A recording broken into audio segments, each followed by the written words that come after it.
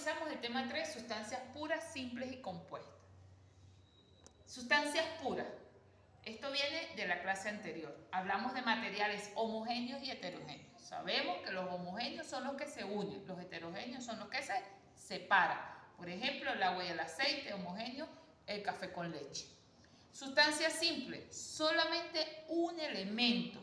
Lo que cuando a veces llegamos o escuchamos a los hermanos, a los papás hablar de química, hablamos de química de tercer año. Esto es algo de química de tercer año, porque hablamos de sustancias simples, una tabla periódica. La tabla periódica es donde ubicamos los elementos químicos. Y solamente un elemento químico se llama sustancia simple, porque está solito. Y se clasifican en metales. Los metales son los buenos conductores de electricidad y son los maleables, es decir, lo diluimos, lo adaptamos a la forma que nosotros querramos, como por ejemplo el hierro.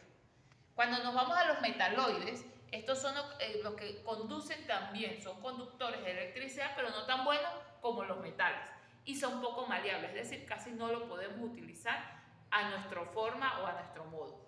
Los no metales son malos conductores de electricidad y de calor, es decir, no nos sirven para procesar o conducir la electricidad, como por ejemplo el cloro.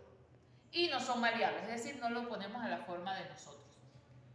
Sustancias compuestas. Estas sustancias compuestas tienen más de un elemento, por ejemplo, el H2O, que es el agua. Tenemos hidrógeno y tenemos oxígeno unidos con dos moléculas y ellos dos se forma el agua. Esas son sustancias compuestas.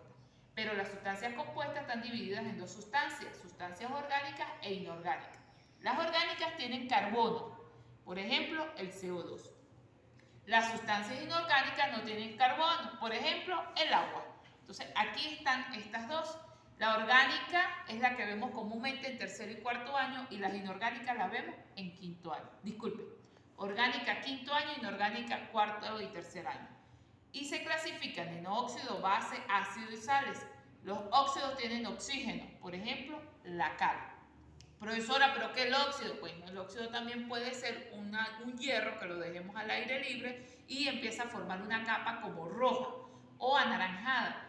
¿Qué sucede? Que hay un contacto de oxígeno con un metal y se forma el óxido como tal. La base se disuelve en agua y conduce electricidad, por ejemplo, el jabón. En el jabón se utiliza un químico que hace que se produzca una base. El ácido se disuelve en agua, por ejemplo, las pinturas. Se necesita un producto químico para poder hacer la pintura, pero tiene que ser ácido. Y las sales son cuando unimos un metal y un no metal se convierte en una sal. Y comúnmente, o la que más conocemos, se llama sal común. Hasta aquí lo que es sustancias puras y sustancias simples y compuestas. Hacer las actividades correspondientes, diluir un poco la información, vamos a leer, vamos a estudiar un poco cada uno de ellos. Que tengan un bonito y bendecido día.